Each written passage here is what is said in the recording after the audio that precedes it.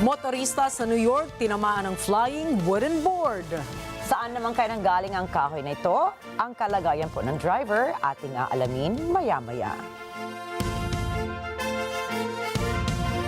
Magandang gabi. Ako po si Ricky Mathay. Ako si Nina Richie Alagaw Flores. Ito ang mata ng Agila International. Para naman sa mga headlines ngayong araw ng Martes.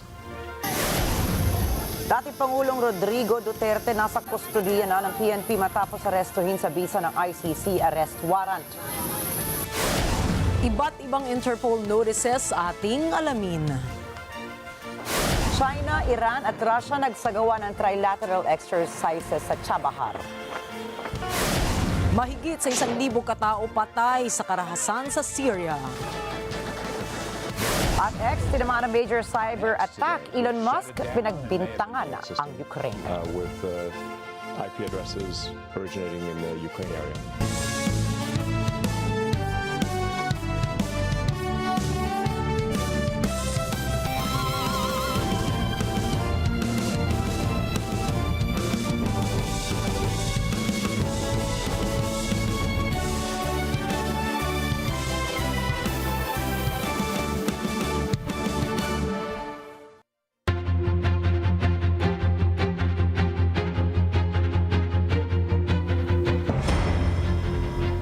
Isinakay na po sa isang Learjet patungong The Hague, Netherlands si dating Pangulong Rodrigo Duterte matapos itong arestuhin ng Philippine National Police sa bisa ng isang warrant of arrest na inilabas ng International Criminal Court o ICC.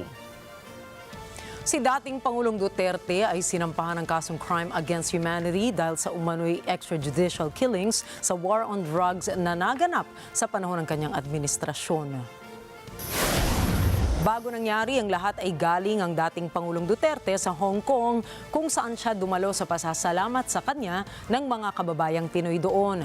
Paglapag ng eroplano ng dating Pangulo sa NET Terminal 3 ay sinalubong siya ng PNP o ni PNP CIDG Chief Major Nicolas Torre III para basahan ang Miranda rights at dalhin sa VIP lounge ng Villamor Air Base. So, you will just have to kill me.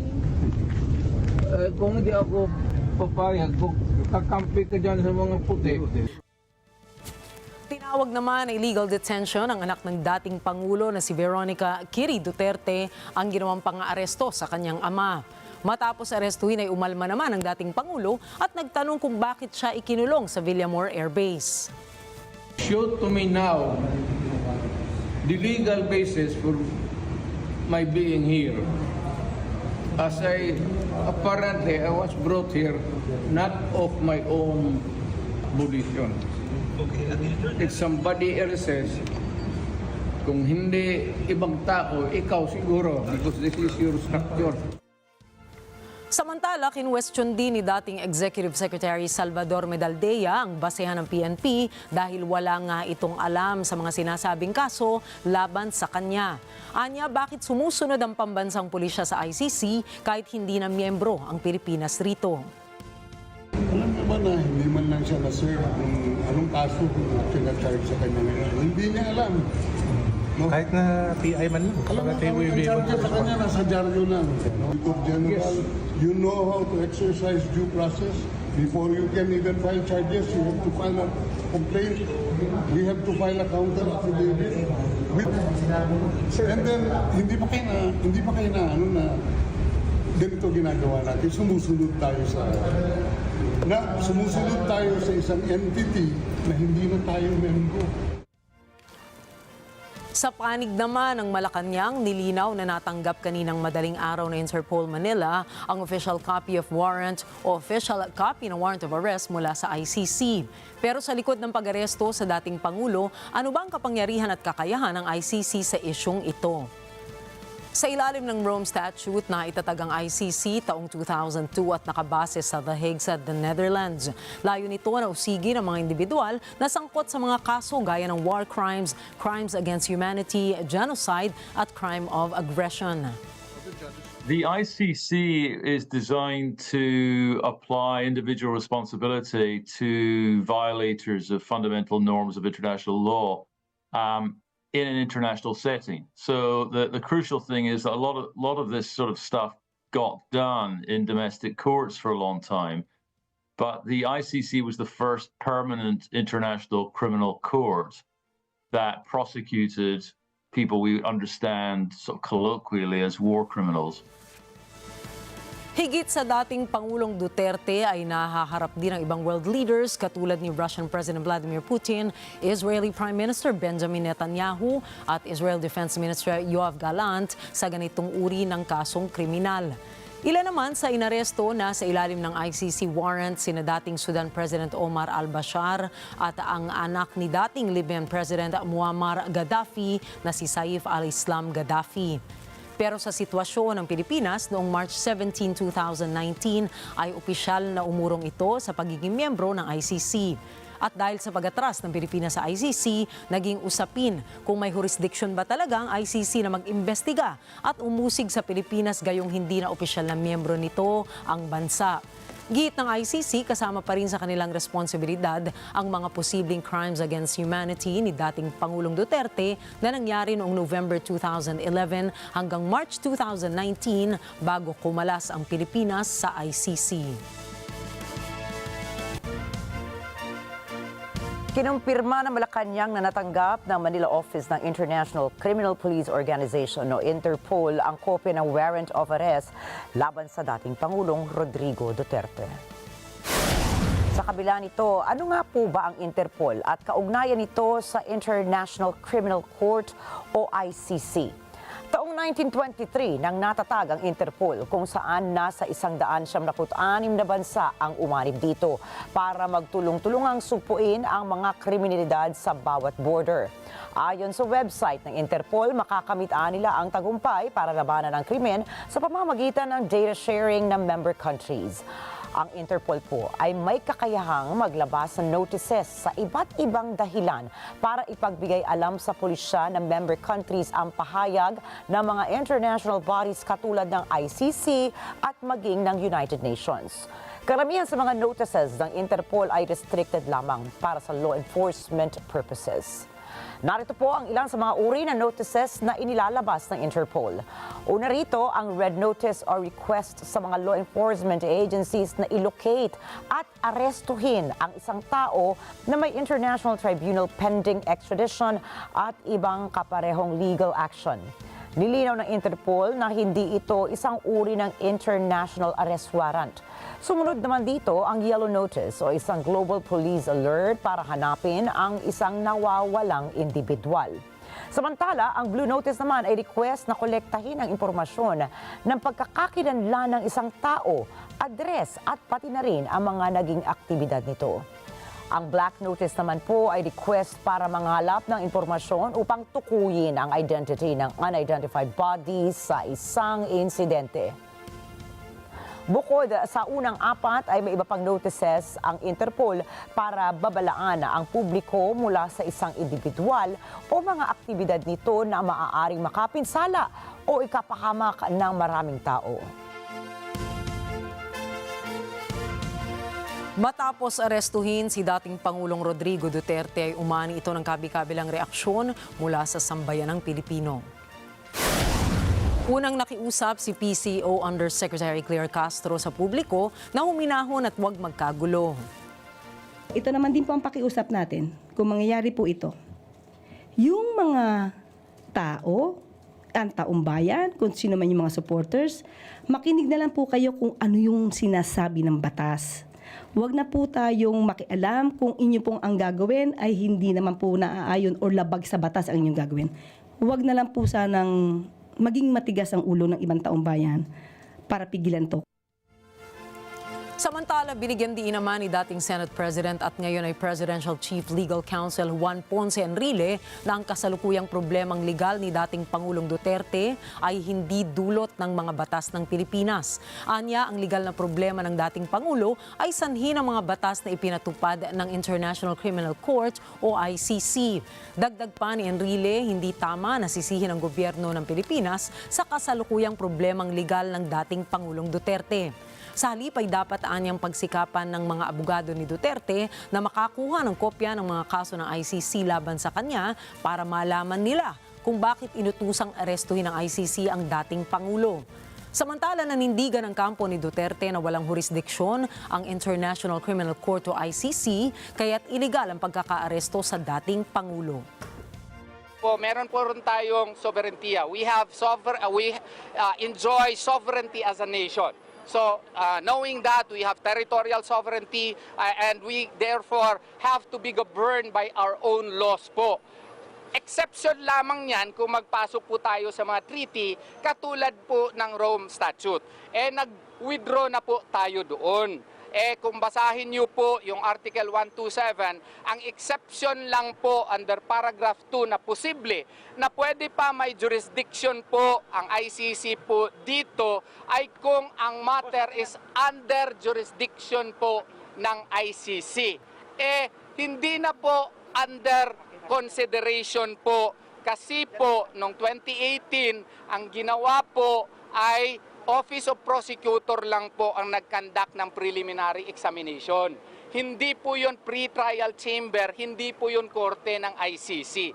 So in effect, hindi under consideration nung nag-withdraw tayo ng 2018.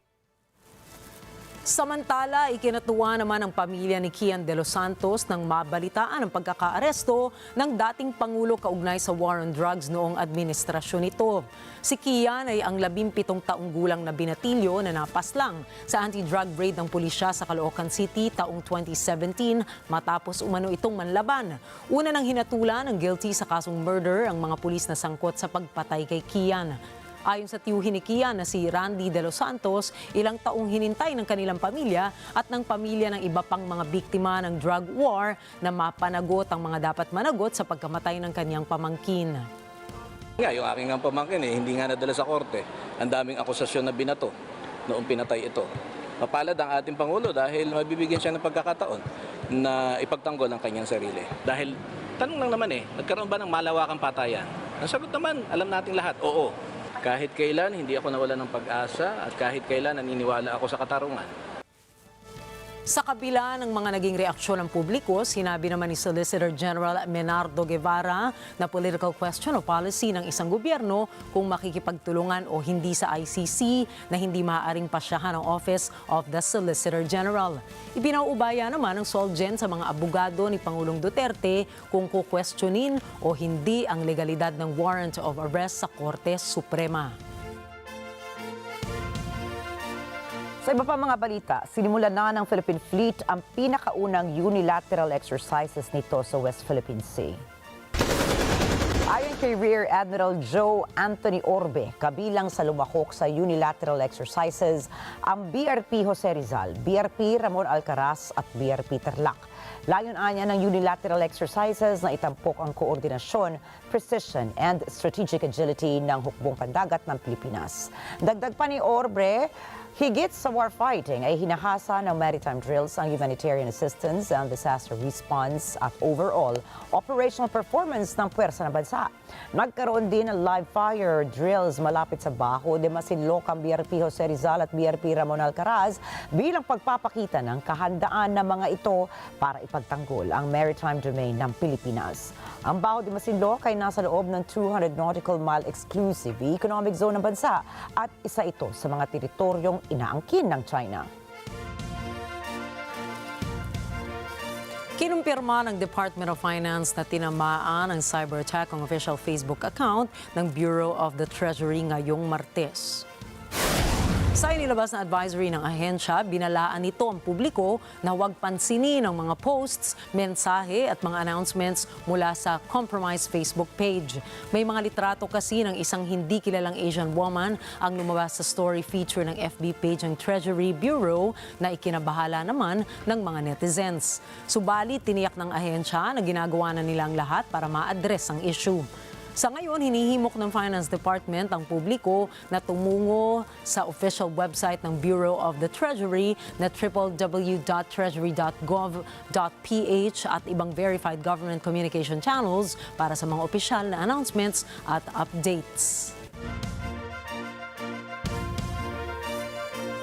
Inanunsyo po ng COMELEC na nasa 90% na ang kanilang naimprentang balota na gagamitin para sa May 12 midterm elections.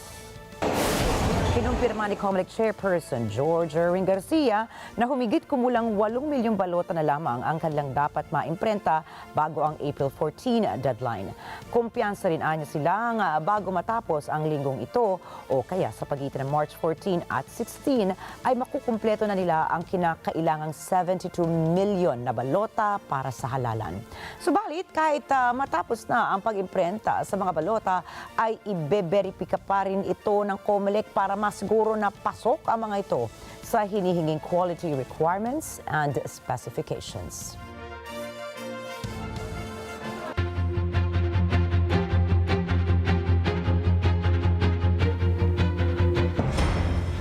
Tatlong babaeng hukom ang lumagda sa warrant of arrest na inilabas ng International Criminal Court o ICC laban kay dating Pangulong Rodrigo Roa Duterte kaugnay ng mga kasong crimes against humanity. Kabilang sa mga ito sina Judge Julia Antoanela Motoc, Judge Rain Alapini Ganso at Judge Maria del Socorro Flores Liera. Si Judge Lulia Motoc na isang Romanian ay kilalang eksperto sa international law, nakatalaga sa pretrial division ng ICC. Nagsilbi rin siyang judge sa European Court of Human Rights mula 2013 hanggang 2023 at professor sa international law. Nagsilbi rin siyang UN Special Rapporteur para sa Republic of the Congo at miyembro ng Institut Detroit International. Second Vice President naman ng ICC si Judge Rain Alapini Ganso na may malawak na karanasan sa mga kaso ng mga karapatang pantao. Katulad ni Judge Motoc, nakatalaga rin siya sa pretrial division ng ICC. Siya ang nagsilbing hukom sa loob ng 9 na taon at bago maging miyembro ng ICC ay nagsilbi siya sa African Commission on Human and People's Rights bilang chair mula 2009 hanggang 2012 at Special Rapporteur on the Situation of Human Rights Defenders sa Africa noong taong 2005 hanggang 2009 at 2012 hanggang 2017. Naging miyembro rin siya ng iba't ibang United Nations Commissions of Inquiries on Human Rights Violations at naging co-author ng iba't ibang publications.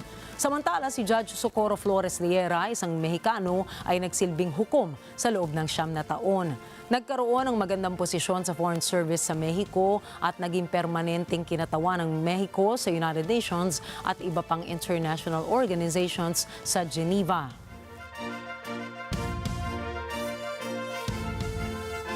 Nakasakay na po sa isang Learjet si dating Pangulong Rodrigo Duterte 8:45 ngayong gabi.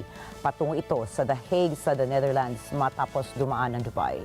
Sa live feed ng social media ng anak ng dating Pangulo na si Kitty, maayos na sumama ang dating Pangulo sa mga tauhan ng The Hague Police. Kasama niya si dating Executive Secretary Salvador Medialdea. Kasama natin ngayon si Mean Corvera na nasa Villamor Air Base para sa balita. Mean? Matapos nga ang mahabang dialogo, pumayag na si dating Pangulong Rodrigo Duterte na sumama sa mga tauhan ng The Hague Police.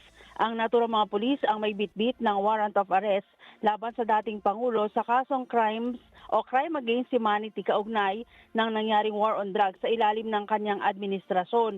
Sa live feed ng anak ng dating Pangulo na si Kitty Duterte, 8:45 ngayong gabi ng isakay ang dating Pangulo sa Learjet na nasa Villamor Air Base. Sa video, kita na may tungkod ang dating Pangulo at mabagal ang paglalakad nito. Inilalayan pa siya na paakyat ng eroplano, kabilang na sina dating PNP spokesman Brigadier General Jean Fajardo. Naging emosyonal naman ang asawa at anak ng dating Pangulo habang sumasakay ito ng eroplano. Kasama ni Duterte sa biyahe o magiging biyahe nito si dating Executive Secretary Salvador Medialdea. Dumipensa naman si PNP CIDG Chief Nicolas Torre at iginit na sumusunod lang sila sa police operations. Balik sa iyo, Ricky. Yes, Mean, tanong lang natin yung inaasahan magiging procedural process dito sa kaso ni Pangulo Duterte. Meron na ba tayong update kung ano yung inaasahang mangyayari paglapag niya sa The Hague? Walang ibinigay na impormasyon ang mga otoridad tungkol dyan. Kahit nga yung sinasabing destinasyon ng kanilang eroplano, hindi sinabi doon sa kanyang pamilya, Ricky. Ang hinihintay sana nila ngayong gabi yung ilalabas na TRO ng Supreme Court kaugnay ng kanilang inihaing petisyon kaninang hapon.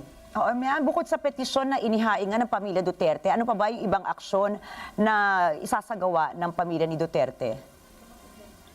Sa live interview kanina sa kanya, live feed nung kanyang anak, ang sabi niya, ipapaubayan niya na yung kanyang kapalaran dito sa mga otoridad dahil ang para sa kanya, kaunting panahon na lang daw yung nalalabi niya dito sa mundo, Ricky. Siguro, okay, for now, huli na lang, may ano, no?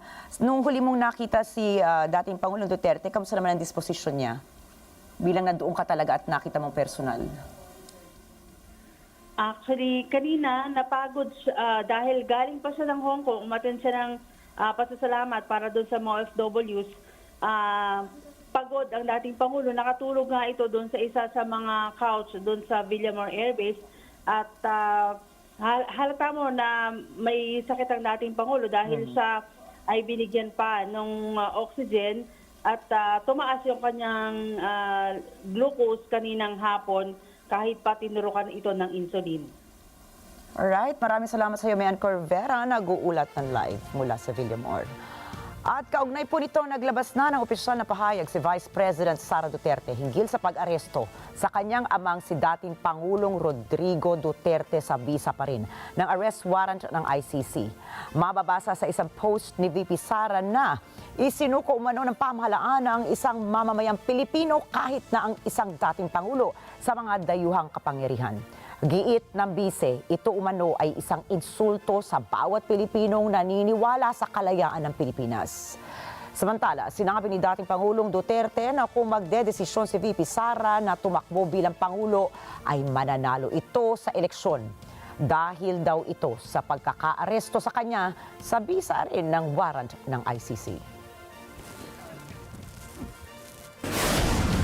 Susunod, Ukrainian President Zelensky nagsagawa ng pulong sa Saudi Arabia kasama ang Estados Unidos. Lagpas 1,000 patay sa Syria sa loob ng 3 araw. At Israel patuloy na iniipit ang tulong para sa Gaza, gutom maaring bumalik. Mga detalye ng mga balitang yan sa pagbabalik ng Mata ng Agila International.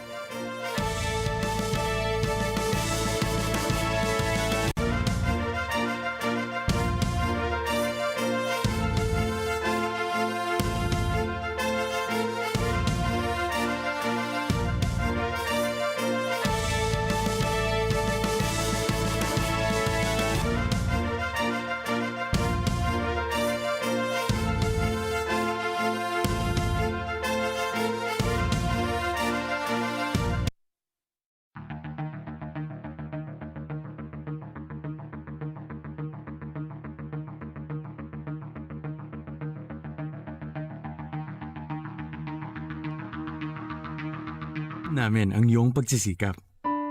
Dama namin ang iyong mga sakripisyo. Kita namin ang pagharap mo sa bawat pagsubok. Kaya sa kabila ng mga hamon ng buhay, nandito kami para umalalay. Kasi katulad mo, gusto rin namin ang magandang bukas para sa kanya.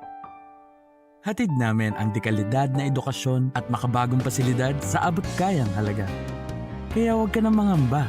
Sasamahan ka namin tuparin ang mga pangarap niya.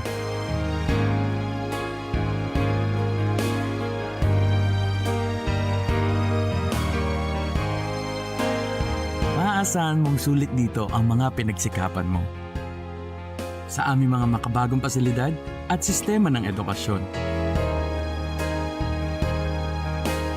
Mailalabas natin ang aking talino at mga kakayahan niya. Kahit sa munting halaga, makakasiguro ka na makakasabay siya sa mabilis na pag-ikot ng mundo. Sa new era, karamay mo kami sa bawat hamon. Kaagapay mo kami sa bawat hakbang. Kasama mo kami sa bawat ngiti at tagumpay.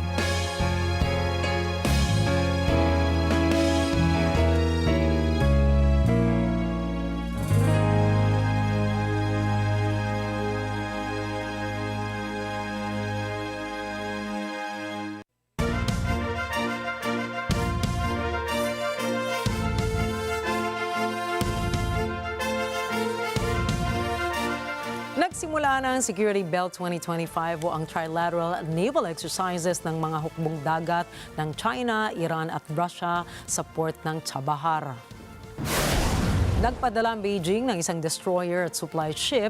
Nag-deploy naman ang Tehran ng 2 destroyers at 8 sasakyang pandagat habang ang Moscow naman ay gumamit ng 2 corvettes. Bahagi ng kanilang pagsasanay ay ang pag-strike sa maritime targets, damage control at joint search and rescue operations. Layo ng trilateral drills na ito na palakasin ang mutual trust at kooperasyong pandagat ng China, Iran at Russia.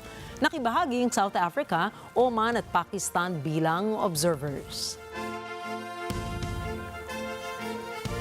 Sa Papua New Guinea naman po, ipinagdiwang ng iba't ibang ahensya ng pamahalaan ang International Women's Day. Alamin natin ang mga naging kaganapan doon mula kay NET25 PNG correspondent Eco Ortalesa Quinola. Nanguna ang kabisera ng bansa na Port Moresby sa selebrasyon ng International Women's Day. Nakisali ang iba't ibang ahensya ng gobyerno na may kanya-kanyang tema tulad ng Accelerate Action, Promote Gender Equality at ang Women's Empowerment in Papua New Guinea. Sa pangunguna ni Australian Commissioner John Fix, dinaluhan ng Australian High Commission ang community walk sa Port Moresby. Samantala, nilakad naman ni Australian Consul General Brenton Kanowski sa Lae City. Kaugnay ng mga pagdiriwang, inanunsyo na napupondohan ng Australia Gender Equality Fund ng halos 65 million Australian dollars ang taunang Women's Empowerment Initiatives. Ito ay upang magtuloy-tuloy ang patas na mga oportunidad, katatagan ng Papua New Guinean women at pagpuksa sa karahasan laban sa mga kababaihan. Mula sa Port Moresby, Eco Ortalesa Quinola para sa mata ng Agila International, trusted, connected, on point. Humingi ng paliwanag ang Russia sa British Embassy tungkol sa umano'y 2 British spies nito na nasa Moscow. Si Eva Cunanan para sa report. Nagbabala ang Russia sa United Kingdom na hindi raw nito pinapayagan na pumasok sa kanilang teritoryo ang isang undeclared British intelligence personnel. Pinayuhan din ng Russia ang mga residente ng UK na magbigay ng tamang impormasyon kapag nag-a-apply para sa Russian visa. Ang mga pahayag na ito ng Kremlin ay kasunod ng anunsyo ng Federal Security Service or FSB na may 2 umanong British spies sa Russia. ФСБ раскрыло еще 2 шпионов, работавших под прикрытием посольства Британии в Москве. Уже принято решение лишить их аккредитации и предписано покинуть Россию. Но это уже не первый подобный прецедент. До этого подобные случаи были в сентябре и ноябре. Как в Кремле относятся к подобным действиям со стороны Великобритании? Нет ли необходимости ужесточить проверки детьми недружественных государств, которые находятся в Москве, ну а также их новых сотрудников? В данном случае наши специальные ведомства выполняют свою работу, обеспечивают безопасность Российской Федерации, делается все, что должно. Pinatawag din ng Foreign Ministry ng Russia ang isang representative ng British Embassy sa Moscow upang magpaliwanag. Ayon sa FSB, nadiskubre nila na may ginagawang kahina-hinalang aktibidad ang 2 British diplomats na nagbabanta sa pambansang seguridad ng Russia. Ni-revoke na rin ng Kremlin ang accreditation ng 2 British diplomats. Samantala, binigyan din ng FSB ang 2 individual ng 2 linggo upang umalis sa Russia. Tumanggi namang magbigay ng komento ang British Embassy ukol sa insidente. Eva Cunanan, London, United Kingdom, para sa mata ng Agila International. Trusted, connected, on point. Pumanaw na po sa edad na 22 si Prince Frederick, anak ni Prince Robert ng Luxembourg at Princess Julie ng NASA. Sinabi ni Prince Robert na namatay ang kanyang anak noong March 1 pa sa Paris, France. Ayon sa mga doktor, ipinanganak si Prince Frederick na may sakit na Golgi, mitochondrial disease. Subalit noong 14 years old lamang siya na-diagnose dahil naging malinaw ang mga sintomas ng kanyang sakit noon. Ang sakit pong ito ay isang rare genetic disorder na inuubos ang enerhiya ng body cells na siyang nagiging dahilan ng progressive multiple organ dysfunction and failure. Nag-issue ng isang joint statement ang foreign ministers ng mga bansa sa Europa na nagsasabing tatanggapin nila ang planong pangkapayapaan para sa Gaza na ginawa ng Egypt at iba pang Arab countries. Alamin natin ang balitang yan mula kay Chantel Santos. Kasama sa mga bansang nagpahayag ng pagsang-ayon sa Arab Plan for Gaza ang United Kingdom, France, Germany at Italy. Ayon sa pahayag, hain ng planong ito ang praktikal at magagamit na daan para sa Gaza reconstruction. At kung may patutupad, inaasahang mabilis at mapangangalagaan ang pagpapabuti sa kondisyon ng pamumuhay ng Palestinians sa Gaza Strip. Binigyang diin din ng 4 na bansa ang kanilang suporta para sa bahagi ng Palestinian Authority sa reconstruction efforts. Tinanggap ang plano sa pagtatapos ng Emergency Arab Summit sa Cairo noong 4 ng Marso na suportado ng mga kasamang Arab leaders. Ine-estimang nasa $53 billion ang magagastos sa pagpapatupad ng planong ito at layong iiwasan na ma-displace o ilikas ang Palestinians mula sa enclave. Ayon sa huling pahayag ng pagpupulong, nagbabala ang Arab leaders na anumang subok na ilikas ang Palestinians o i-annex ang anumang bahagi ng teritoryo ay mauuwi sa panibagong gulo. Ito anya ipipinsala sa mga oportunidad para sa katatagan. Palalawakin lamang anya nito ang kaguluhan sa ibang mga bansa sa rehiyon. Kinokontra ng planong ito ang proposal ni US President Donald Trump na may panukalang pagde-develop sa Gaza at pagre-relocate sa Gazans papunta sa mga kalapit bansa tulad ng Egypt at Jordan. Samantala sa X, tinanggihan ni Israeli Foreign Ministry spokesperson Oren Marmerstein ang plano.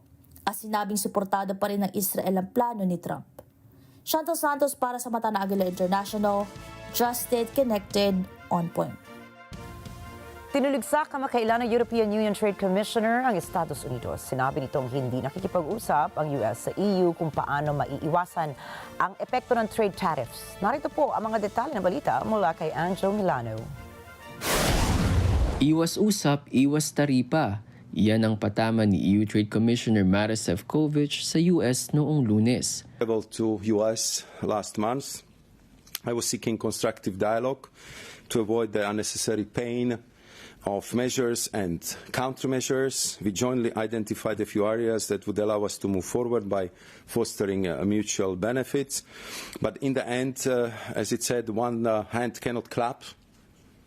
The US administration does not seem to be engaging to make a deal. Sa kabila nito, sinabi ni Šefčovič na layo ng EU na magkaroon ng kapaki-pakinabang at positibong relasyon sa Estados Unidos. Binigyan diin nito na bukas ang pinto ng Unyon para sa nakatutulong na pag-uusap. Dagdag ni Šefčovič, walang sino man ang nagtatagumpay sa taripa. Ayon pa rito, kung walang magandang kahihinatnan ang usapang taripa sa pagitan ng EU at US, tama lang anya na ipagtatanggol ng Unyon ang kanila. This would not bring the positive result. In that case, we will always protect European businesses, workers and consumers from unjustified tariffs. I think we've been very clear about it and we know that they expect no less from us. Thank you. Angelo Milano para sa Mata ng Agila International. Trusted, connected, on point. Mahigit 1,300 katao sa Syria ang nasawi sa loob ng 3 araw lamang matapos magkaengkwentro ang mga taga-suporta ni former President Bashar al-Assad at ang kasalukuyang administrasyon. And of course, the escalation of violence we're seeing in Syria has had a severe impact on civilians and civilian infrastructure. As of yesterday, hundreds of people, including women and children and some medical personnel, had reportedly been killed. Thousands have reportedly been displaced in the area, and thousands have crossed into Lebanon to seek safety. Our humanitarian colleagues tell us that power outages in Latakia Governorate have disrupted water pumping. Schools in Latakia and Tartus were suspended yesterday and today. The Homs-Latakia highway remains blocked, further limiting humanitarian access. Humanitarian operations in the area remain severely disrupted, with insecurity halting all movements to and within the coastal areas. Civilian infrastructure has been severely impacted, including 6 referral hospitals and several ambulances. Other medical facilities in the area urgently need medical supplies and support.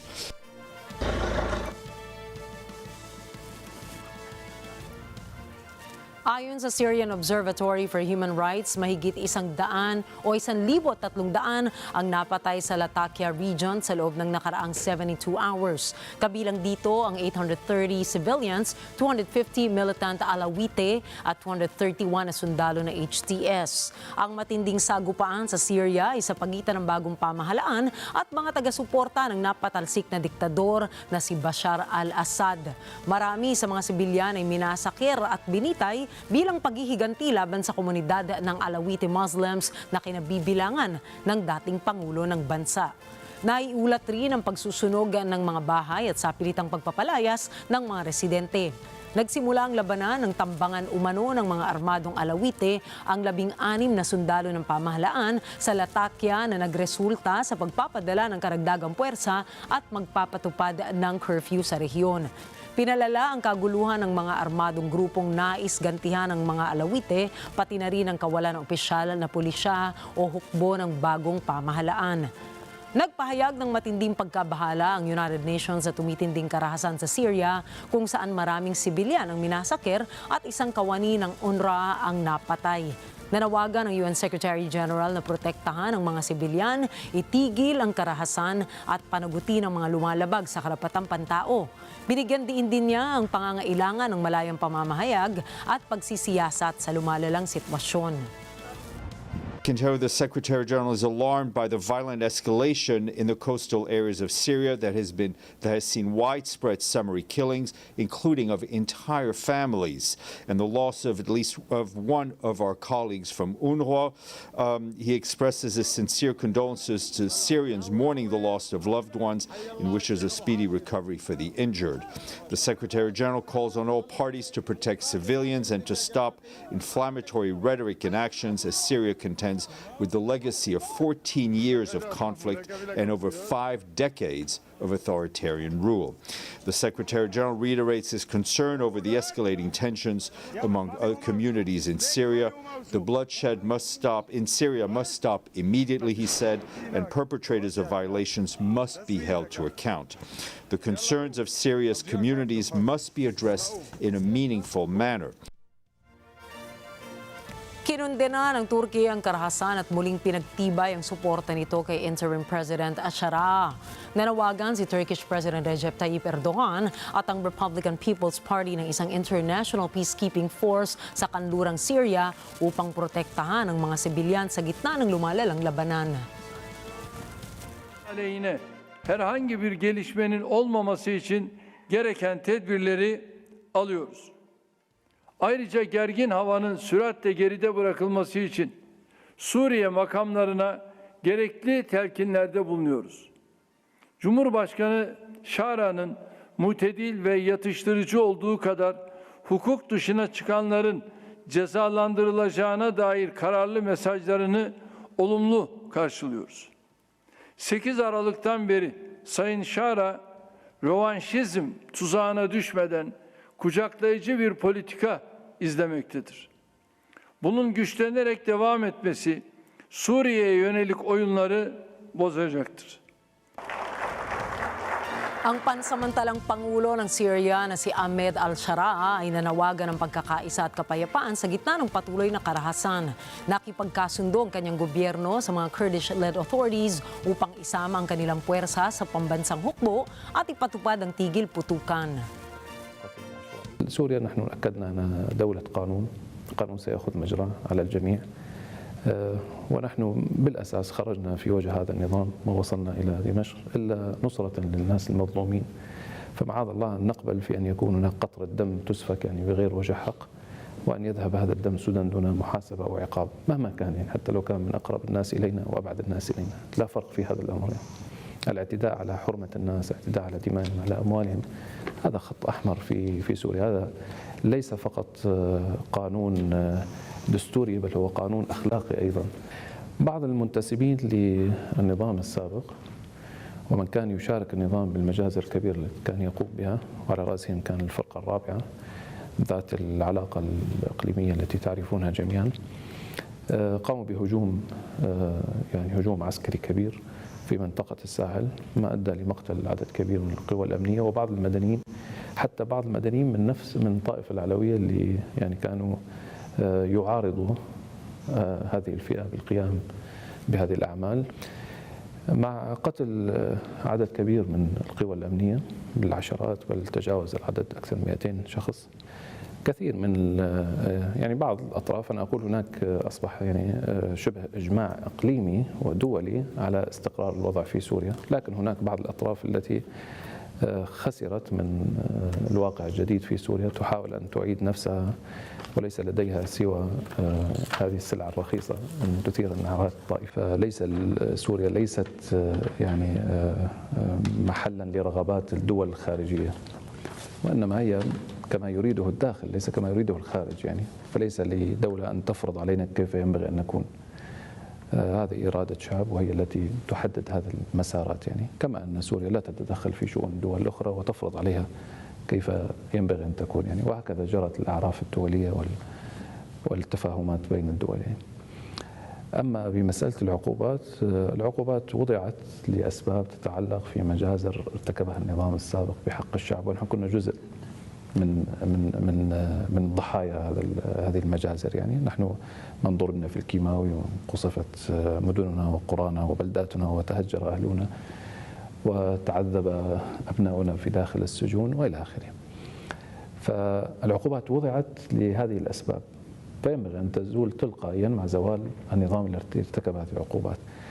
أي سياق تضع فيه الولايات المتحدة الأمريكية أسباب أخرى غير التي يعني كانت مسببة لهذه العقوبات، فأعتقد أن هذا ليس كلاما منطقيا. فما وضعت العقوبات حتى ينظروا كيف سيكون المسار السياسي لسوريا، فينبغي أن تزول بزوال النظام. هذا المنطق الذي نحن تكلمنا فيه مع كل الدول الإقليمية والعالمية. ثم أن سوريا عليها مهام ضبط الأمن في الداخل مع الانفلات الذي حصل كبيرا. ضبط الأمن في الداخل حتى يستقر مرتبط ارتباط وثيق في البناء الاقتصادي في البلد، والبناء الاقتصادي في البلد لا يمكن أن يتم إلا مع رفع العقوبات.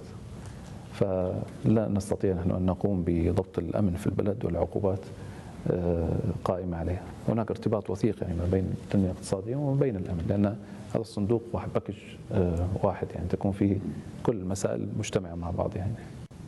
طيب هلا Nasa Saudi Arabia si Ukrainian President Volodymyr Zelensky para isagawa ang pulong sa kinatawan ng US at ng Russia sa pagkakaroon ng usaping pangkapayapaan. Bago ang nasabing pagpupulong ay nakasalamuha muna ni Zelensky sina Deputy Governor of Makkah Region, Prince Saud bin Michal bin Abdulaziz at Crown Prince Mohammed bin Salman. Pangungunahan naman ni U.S. Secretary of State Marco Rubio at U.S. National Security Advisor Mike Waltz ang kinatawan ng U.S. para sa nasabing usapin. Una nang sinabi ni Rubio na mahalaga ang malinaw na intensyon ng Ukraine para tuluyang maabot ang usaping pangkapayapaan sa pagitan ng Ukraine at ng Russia. The only solution to this war is diplomacy and getting them to a table where that's possible. I think the French and the British have been very supportive along the way over the last week as well, and very helpful. So, you know, we're hopeful we'll have good meetings tomorrow. I mean, the minerals deal's on the table. That's continuing to be worked on. It's not part of this conversation per se, and it's not something that tomorrow can be successful without it. It's certainly a deal the president wants to see done, but it doesn't necessarily have to happen tomorrow. There's still more details to work out. And at this point, we're probably, rather than a memorandum of understanding, just wanting to sign a specific agreement, and that would take a little bit more time. But I wouldn't prejudge tomorrow by whether or not we have a minerals deal. It's not that it's an important topic, but it's not the main topic on the agenda.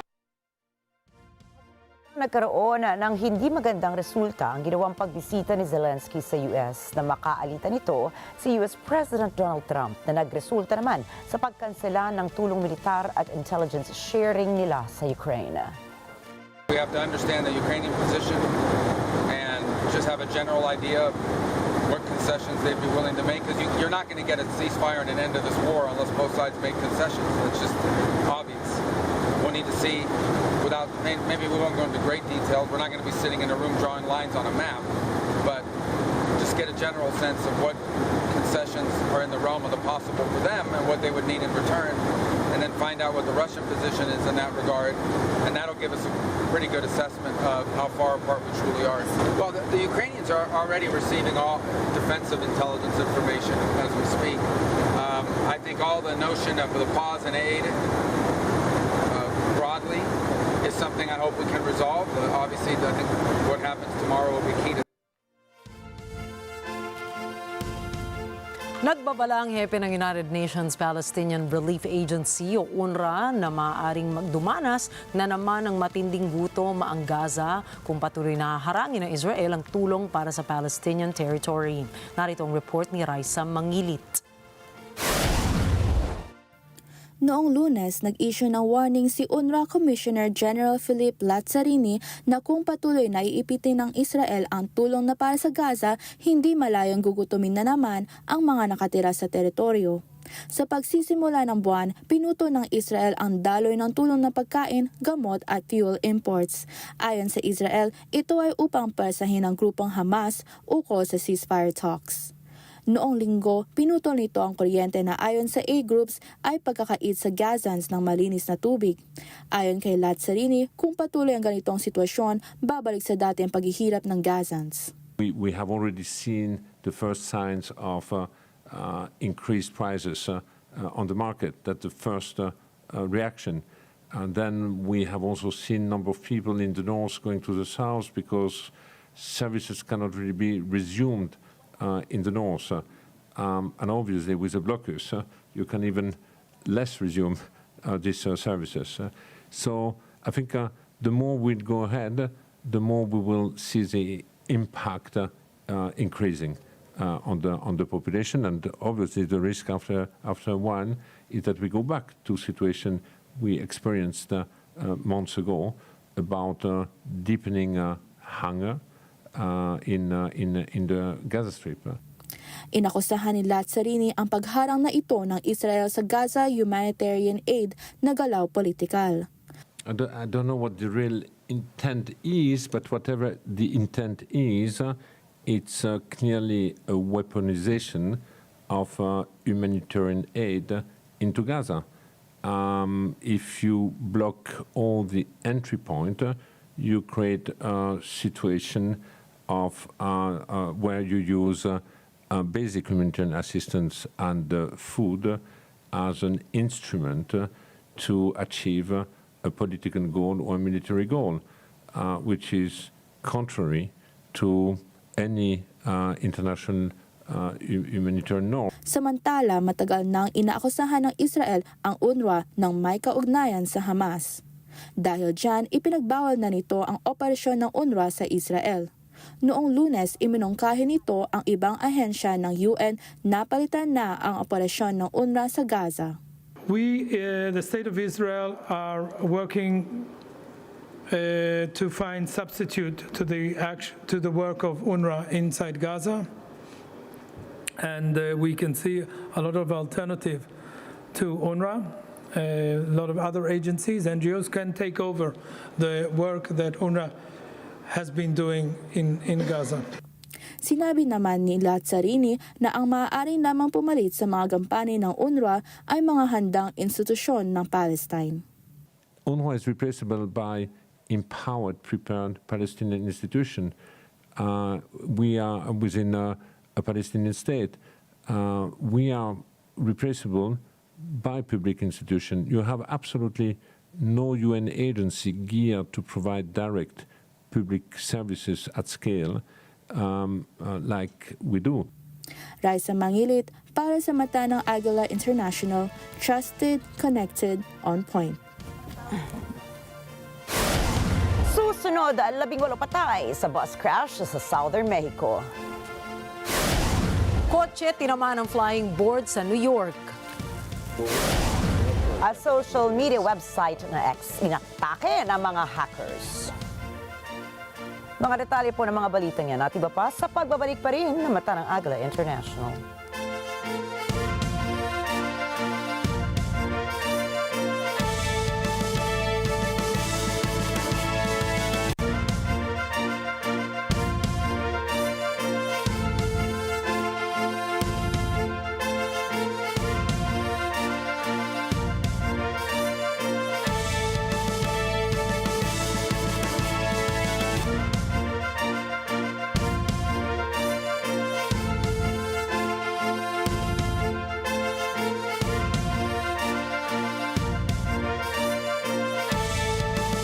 ang mga maiinit na balita at rumaratsyad ang usapan ng bayan. Ihahatid namin sa 100%! 100% ang pagbabalita. 100% talakayan. Lunes hanggang Biyernes. Alas 5 hanggang alas 7 ng umaga. Live na live sa Radyo Agila 1062 Mega Manila. At sa NET25.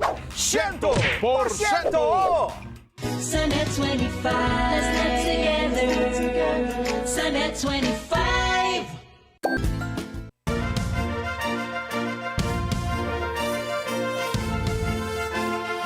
Hindi bababa sa 18 pasahero ng busang namatay matapos tumagilid ang sasakyan sa isang highway sa southern Mexico. Kinumpirma ni OASAC State Government Secretary Jesus Romero na may nakaligtas na 12 iba pa mula sa road incident. Anya, patuloy pang iniimbestigahan ng otoridad ang sanhi ng bus crash at kung sino ang dapat managot dito. Naganap ang insidente sa kahabaan ng Mula Lunes Highway malapit sa entrada ng Santo Domingo, Narro Community. Isang motorista sa New York ang nakaligtas mula sa lumipad na wooden board na tumama sa windshield ng kanyang sasakyan. Sa pool sa video ng islang sandali bago tumama ang kahoy sa kotse. Pinaniniwala ang galing sa kabilang lane ng kahoy at tinangay lamang ito ng malakas na hangin. Kinilala ng local media ang driver bilang si David Deng. Patungo sana ang pamilya ni Deng sa isang lamay bago maganap ang insidente. Ligtas namang nakarating ang mag-anak sa Staten Island.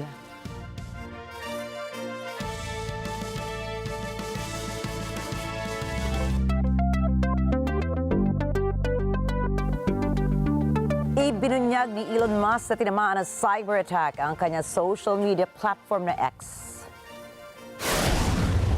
There was a cyber attack on X today, which shut it down and may have been foreign sourced. Yes. It's a big story. You want to give us a moment on that?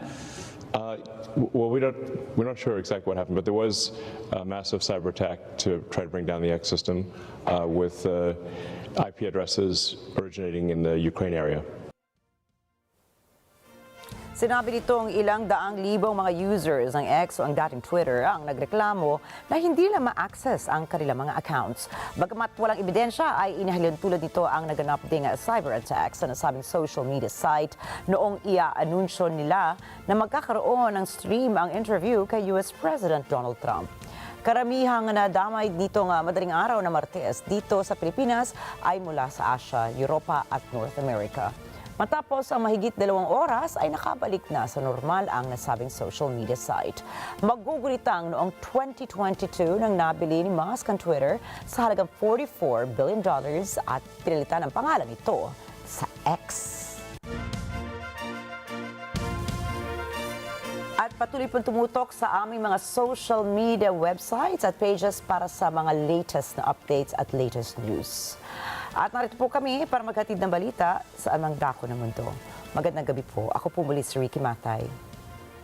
Ako si Nina Richie Alago Flores. Ito ang mata ng Agila International. Para naman sa iba pang mga balitang nangyari rin sa iba't ibang panig ng mundo, punta tayo kay Alma Angeles para sa mata ng Agila World News. Take it away, Alma.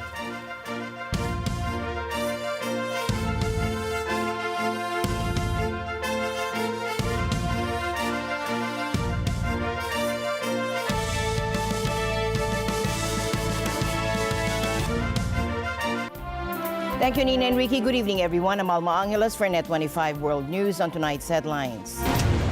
A major development here from the Philippines. Former President Rodrigo Duterte has been arrested upon his return to Manila from Hong Kong.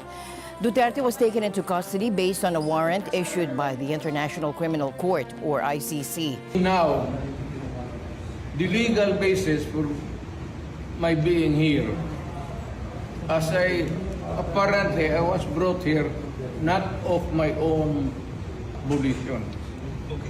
It's somebody else's. Kung hindi ibang tao, ikaw siguro, because this is your structure. Ito yung nakikita mong isang senaryo na pagmumulan lamang ng mas malaking pagdududa kung tayo po ay makakarating pa sa pagkakaisa. And the news starts now.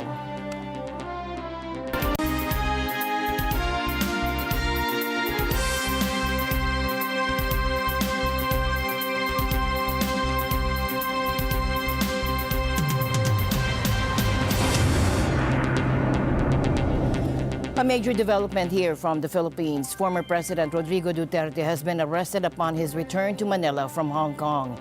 Duterte was taken into custody based on a warrant issued by the International Criminal Court, or ICC, for alleged crimes against humanity. What is the crime that I committed? The Philippines firebrand former leader Rodrigo Duterte was arrested upon his arrival at Manila's main airport on Tuesday. That was at the request of the International Criminal Court and confirmed by the office of President Ferdinand Marcos Jr. It's a major step in the court's investigation into thousands of alleged extrajudicial killings during Duterte's presidency-defining war on drugs. To me now, the legal basis for my being here. Duterte questioned the reason for his arrest in an Instagram video posted by his daughter, Veronica, from his custody at a Manila airbase. Duterte's drug war was a campaign promise that swept the maverick crime-busting mayor to presidential power in 2016. Reuters captured graphic footage at the time of the violence. According to police, 6,200 suspects were killed during anti-drug operations, but activists say the real death toll of the crackdown was far greater. Police deny any involvement in those killings and reject allegations from rights groups of systematic executions and cover-ups. Duterte has repeatedly defended the crackdown and denied ordering the murder of drug suspects, saying he instructed police to kill only in self-defense. On Tuesday, some of his supporters rallied outside the airbase where he was held. Ay hindi maaaring issue ng ICC sapagkat wala pa naman yatang ipinadalang complaint sa kanya na para sagutin ng Pangulo. Sa makatid, kung walang warrant of arrest at sa ilalim lang ng red notice ng ICC o ng Interpol, medyo questionable, kaduda-duda yung paraan kung bakit ang dating Pangulo ng bansa ay kanilang takbin. So you have to answer now for the deprivation of liberty. Naman doon blooper, puro pagdating sa trial yan, tatawagin kita sa witness stand. Sabihin ko, you're the person who arrested me. May I know the reason why? Have you read the documents? Or at least have you read the case at that time when you made the arrest? So that you would be guided to what you should know. Yan lang yan. Magkaibigan tayo, galing ako gobyerno. Tsaka hindi niya po yun deserve. Duterte is old and he did not deserve what they did to him. What he did was for the Philippines. The time that he was the president was peaceful. There was less crime and there was order when he was in power. He did not deserve this treatment. Duterte's ally and former legal counsel, Salvador Pinello, said the arrest was unlawful and police had denied legal representation. Human Rights Watch called the arrest a critical step for accountability in the Philippines and said authorities should swiftly hand Duterte over to the ICC. Ukraine has launched its largest drone attack yet on Moscow, targeting the Russian capital with at least 91 drones early Tuesday morning. Now the strikes killed one person, sparked fires, two people now sparked fires and forced airports to shut down, disrupting dozens of flights. Russian officials say a total of 337 Ukrainian drones were intercepted across multiple regions, including Moscow and Kursk. There was a strong explosion, I think around 5 in the morning, or maybe a bit later. It was very loud. Everyone got up to see what happened. We heard that many more drones were flying to the center of Moscow, about 6 or 7 of them, getting further and further. After that, we saw that a window in our kitchen was broken. I heard a loud roaring and then a bang. It was very loud. I did not see it from that side, but from this one.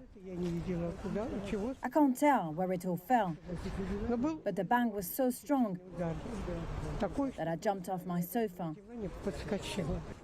The attack comes as Ukrainian forces push deeper into Russia's western Kursk region, aiming to create a buffer zone against missile strikes. Meanwhile, Moscow Mayor Sergei Sobyanin called the drone offensive the most massive attack of enemy UAVs on the capital, adding that air defenses successfully repelled the threat. Despite the chaos, life in Moscow seemed calm, with commuters going about their day. However, airports in Moscow and nearby regions were temporarily closed to ensure air safety.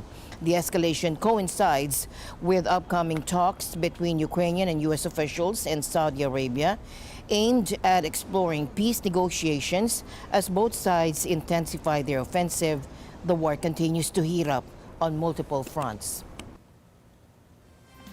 Saudi Crown Prince Mohammed bin Salman and U.S. Secretary of State Marco Rubio discussed regional and international developments in a meeting in Jeddah. In Jeddah, Saudi Arabia, high-stakes diplomacy is now underway as Ukrainian President Volodymyr Zelensky and U.S. Secretary of State Marco Rubio arrived ahead of crucial talks aimed at ending the three-year war in Ukraine. On Monday, both leaders met separately with Saudi Crown Prince Mohammed bin Salman to discuss regional and international developments. While details of these discussions remain under wraps, the focus is on finding common ground for peace. The talks come at a pivotal moment, with Ukraine proposing a ceasefire deal that includes halting Black Sea missile strikes and prisoner exchanges. Kiev is also expected to offer access to its rare earth minerals in exchange for resuming U.S. military aid, which has been paused amid tensions between Zelensky and President Trump. Observers say Saudi Arabia's role in hosting these negotiations highlights the growing diplomatic clout on the global stage. And this meeting marks the first direct dialogue between Ukrainian and U.S. officials since February, when Zelensky's visit to Washington ended in a public clash with Trump over Ukraine's approach to the war. And as the talks unfold, all eyes are on Jeddah to see if they can deliver meaningful steps toward peace or if the conflict will continue to escalate. The only solution to this war is diplomacy and getting them to a table where that's possible. I think the French and the British have been very supportive along the way over the last week as well, and very helpful. So, we're hopeful we'll have good meetings tomorrow. I mean, the minerals deal's on the table. That's continuing to be worked on. It's not part of this conversation per se, and it's not something that tomorrow can be successful without it. It's certainly a deal the president wants to see done, but it doesn't necessarily have to happen tomorrow. There's still more details to work out. And at this point, we're probably, rather than a memorandum of understanding, just wanting to sign a specific agreement, and that would take a little bit more time. But I wouldn't prejudge tomorrow about whether or not we have a minerals deal. It's an important topic, but it's not the main topic on the agenda. President Trump's tariffs have spooked investors with fears of an economic downturn, driving a stock market sell-off. Now, that has wiped out $4 trillion from the S&P 500's peak last month, when Wall Street was cheering much of Trump's agenda. A barrage of new Trump policies has increased uncertainty for businesses, consumers, and investors. Notably, back-and-forth tariff moves against major trading partners like Canada, Mexico, and China. Thomas Likeness for more. The stock market doesn't like chaos and uncertainty. And there's been plenty of that in the last month or so, with Trump's tariff announcements, delays in putting them in, changes as to what goods may be exempted, and a general attitude of wanting to disrupt global trade. Economists fear the U.S. may be on the brink of a recession, and that fear has spread to households which aren't seeing the drop in grocery prices and other goods that Trump promised last fall during the election campaign. To make matters worse, thousands of federal government employees have been sacked and are jobless, and lawmakers are struggling to pass a spending bill to avert a government shutdown. On Wall Street, Mike Muzio, the president of FBB Capital, says there's no doubt investors are nervous. Markets continue to sell off in the wake of additional and continued uncertainty around what the Trump tariff situation is going to look like. We have a lot of different numbers and a lot of different trading partners that keep coming up in the news. and we're kind of waiting to see where things land today, the next hour, the next week. And market participants hate uncertainty, and there's a lot of uncertainty around this right now. Musio says the market is also reacting to fears of a slowdown in economic growth and shaky consumer confidence. Trump on Sunday declined to predict whether the U.S. is headed into recession, nor would he comment on the market's reaction to his erratic policy shifts. But he did warn in his speech to Congress last week that there could be some short-term economic pain as tariffs are implemented.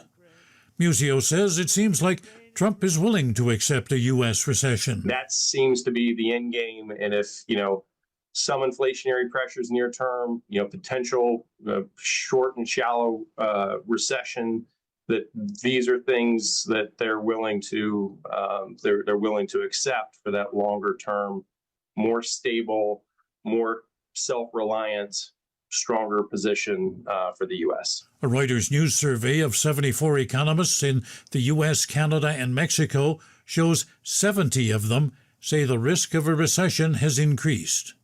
Meanwhile, it doesn't seem like Trump is interested in a trade deal with anyone. EU Trade Commissioner Maros Sefcovic says his efforts to come up with a mutually beneficial agreement have largely been ignored. I traveled to U.S. last month. I was seeking constructive dialogue to avoid the unnecessary pain of measures and countermeasures. We jointly identified a few areas that would allow us to move forward by fostering mutual benefits. But in the end, as it said, one hand cannot clap. The U.S. administration does not seem to be engaging to make a deal. The next tariffs to take effect will be on Wednesday, when Trump will put a 25% surcharge on aluminum and steel imports. And on April 2nd, he plans to unveil a global regime of reciprocal tariffs on all trading partners. While they wait for those measures to take effect, it's likely investors will continue to cash out, further pushing down the stock market. Thomas I. Likeness, NET25 World News. A container ship collided with a tanker carrying jet fuel for the U.S. military off the northeast coast of England. Now, the collision sparked fires and multiple explosions on both vessels, forcing both crews to abandon ship. The tanker, which can carry tens of thousands of tons of jet fuel, had been at anchor when the smaller container ship struck it. Now, the collision ruptured its cargo tank, releasing fuel into the sea. Angel Membrere has more. Britain's Coast Guard says 36 crew members made it safely to shore and one ended up in hospital. The Coast Guard says one crew member of the Portuguese-flagged cargo ship, Solong, remains missing and the search has ended. The Solong carried 15 containers of sodium cyanide, a toxic chemical used mainly in gold mining, and an unknown quantity of alcohol. Emergency teams sent a helicopter, fixed-wing aircraft, lifeboats, and nearby vessels with firefighting capability to the incident Monday morning. Oceanographer Dr. Simon Boxall blames the accident on incompetence. It is unusual that this accident happened because the sterno vessel full of aviation fuel was at anchor, and the Portuguese vessel, the Solong, basically powered into her. Now, there were reports of fog earlier, but modern ships have anti-collision systems, they have radar and so on. The sterno ship could have done very little about it. It couldn't have moved away because it was at anchor. It wouldn't have had time to respond by the time it got its engines warmed up and everything else. But the Solong should have avoided it, and it would be down to incompetence on behalf of Solong. There is no reason why, in the 21st century, two ships should collide. A Greenpeace spokesperson says any environmental impact depends on factors including the amount and type of fuel spilled, plus the weather conditions. The crude oil spill is fairly thick and gooey. We're very good at dealing with crude oil spills. The problem with this sort of spill is that it will evaporate, which is probably good news for the ocean, not such good news for the atmosphere, but also it makes it more dangerous in terms of likely explosions. So, it has to be dealt with very carefully. And at the moment, the winds are carrying it towards the coast. I think it's highly unlikely it's going to explode when it hits the coast, but it will cause pollution incidents along the coast. The Coast Guard says British government officials are working with salvage and insurance companies, adding that both vessels remained on fire, with aircraft monitoring the situation. Angel Membreri for NET25 World News. A U.S. judge has temporarily halted the deportation of Mahmoud Khalil, a Palestinian activist and former Columbian University student whose arrest by immigration authorities over the weekend has sparked protests and legal challenges. Now, Khalil's detention comes amid a Trump administration crackdown on student activists accused of supporting Hamas. Take a look. As of now, there are no assurances. A U.S. judge on Monday ordered that Palestinian student Mahmoud Khalil not be deported for now. Khalil had been a prominent figure in Columbia University's pro-Palestinian student protest movement last year. Just hours after telling Reuters that he was concerned the government was targeting him, Khalil was arrested Saturday night by U.S. Department of Homeland Security agents in front of his wife, a U.S. citizen who is 8 months pregnant, according to one of his lawyers. His arrest comes amid a crackdown on some of the student protesters by U.S. President Donald Trump, who branded Khalil a, quote, radical foreign pro-Hamas student on social media and said more arrests would follow. After his arrest, Khalil was moved to a federal jail for migrants in Louisiana to await deportation proceedings, according to his lawyers and a U.S. detainee database. New York Southern District Court Judge Jesse Furman has ordered a hearing in the case for Wednesday. Khalil's lawyers also urged Furman to order their client's return to New York. They accused the government of seeking to deprive Khalil of access to legal counsel by sending him far from the state. On Monday, demonstrators on the streets of New York City denounced his arrest as an attack on protected speech. Release Mahmoud Khalil now! According to a Reuters witness, police and hundreds of protesters briefly clashed in Lower Manhattan, and at least one person was detained. We're here because a permanent resident living here in our city was kidnapped by ICE, part of the DHS, and they're trying to deport him because he's exercising his freedom of speech and his right to speak out, which is protected for everyone here, be they a citizen or not. Khalil had held legal permanent resident status, often called a green card. His wife said the DHS agents that arrested him claimed his green card was revoked. However, it would entitle him to legal protections that may have been violated in his arrest, says immigration attorney Cyrus Mehta. Highly unusual because Mr. Khalil is a green card holder. Green card holders have rights. They just cannot be picked up in the way he has been and detained incognito. The person should have been convicted of a crime, a deportable offense. I don't believe Mr. Khalil has been convicted of such an offense, from what I know. You could also initiate deportation proceedings if a green card holder has provided material support to terrorist organization, which is what the Trump administration has been alleging. But an executive order cannot change the law.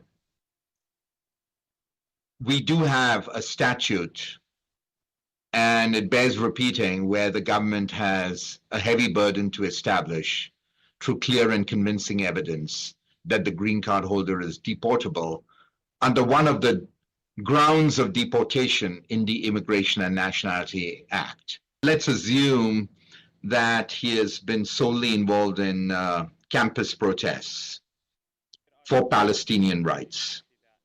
That in itself should not constitute material support to terrorism. However, Trump wrote that his presence in the U.S. was, quote, contrary to national and foreign policy interests.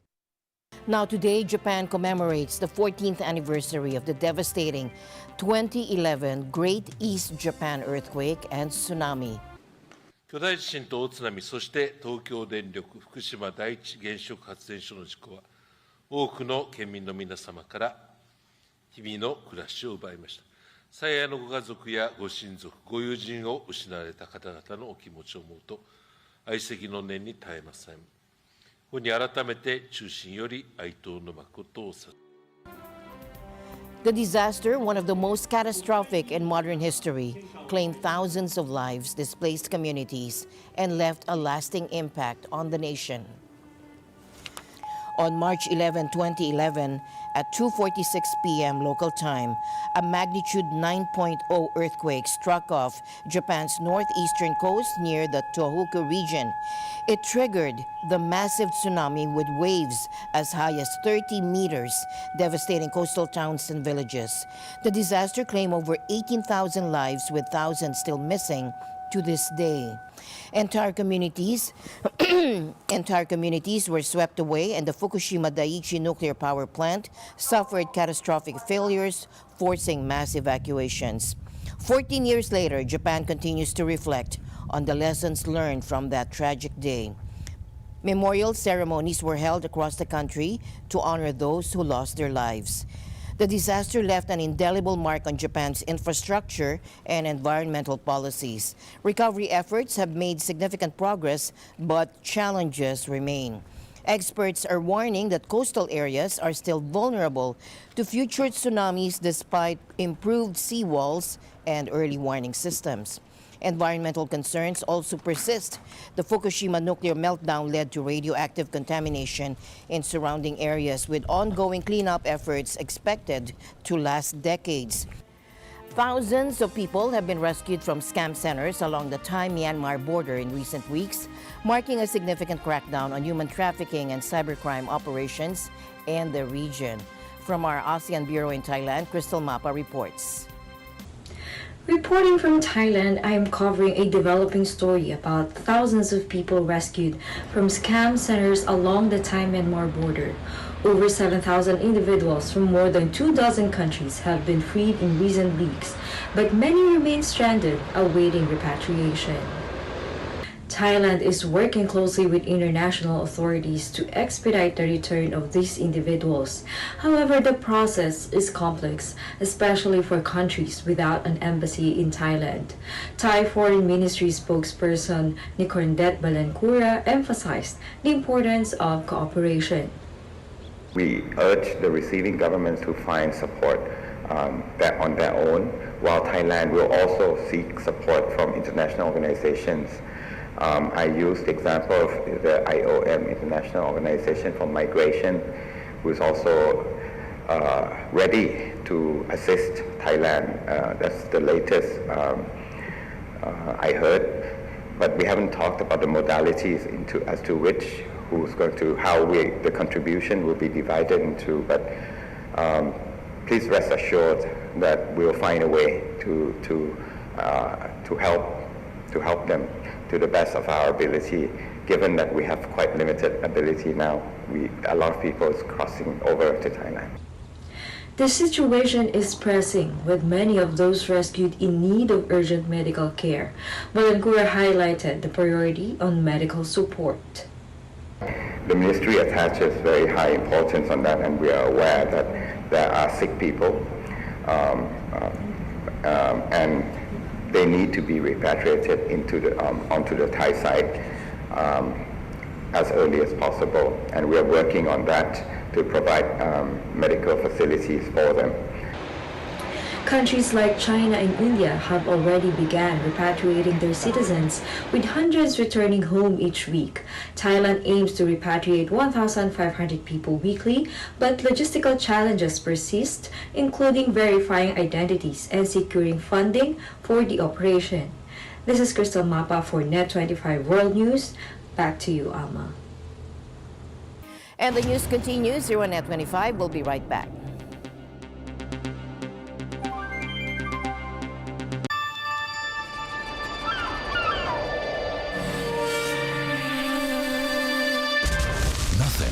Is quite as simple as it seems. To understand the world better, we need to take a closer look. Experience knowledge. Tomorrow today.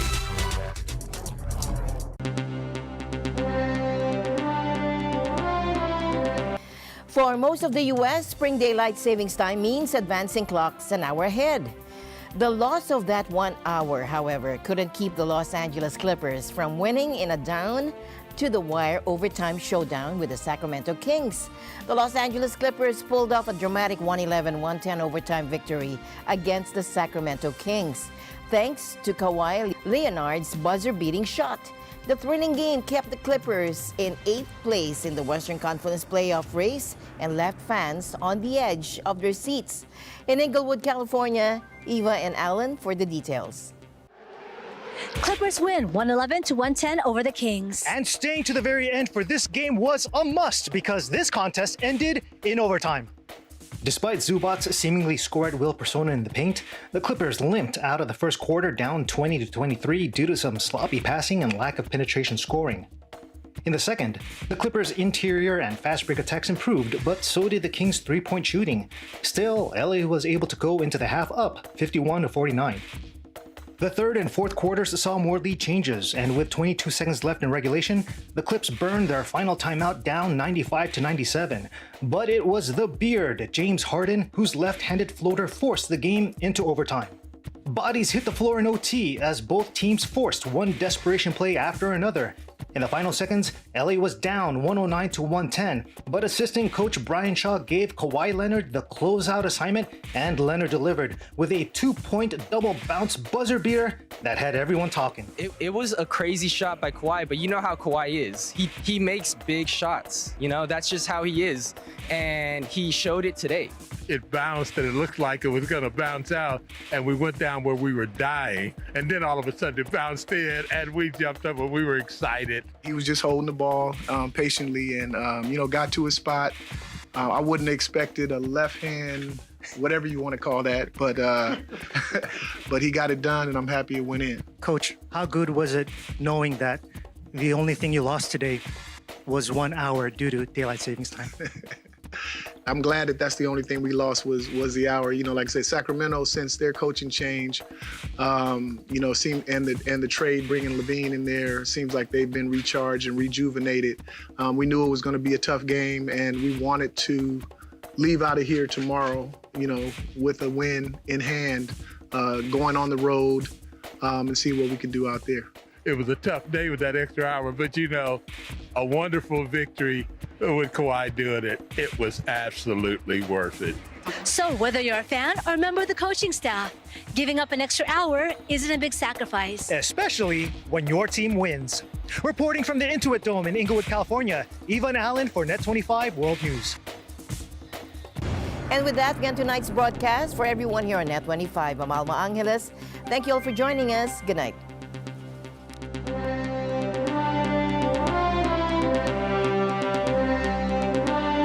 This program